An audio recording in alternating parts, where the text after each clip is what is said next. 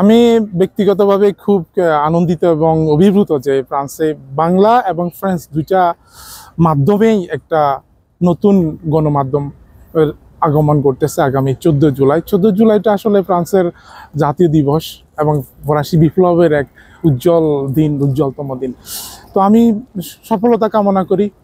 এই গণমাধ্যম উত্তরোত্তর বা খুব সফলভাবে কিছু করবে এবং এক্সঅর্ডিনারি কিছু করবে, সেটা আমার প্রত্যাশা।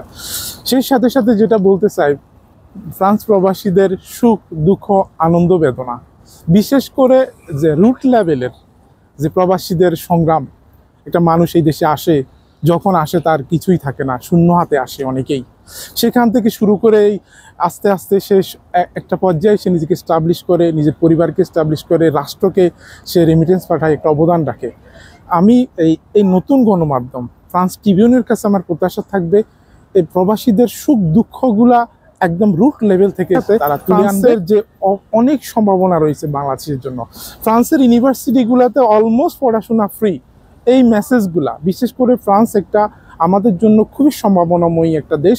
ইউরোপের মধ্যে বাংলাদেশিদের একটা খুব পপুলার ডেস্টিনেশনে পরিণত হয়েছে। এখানে অনেক স্টাডির পাশাপাশি ব্যবসা বাণিজ্যের সুযোগ রয়েছে। আমাদের ইংল্যান্ড বা অন্যান্য দেশের তুলনায় ফ্রান্সে আমাদের ওইভাবে বাংলাদেশি মালিকানাধীন গণমাধ্যম প্রতিষ্ঠিত হতে পারে নাই, ছোটোখাটো আছে।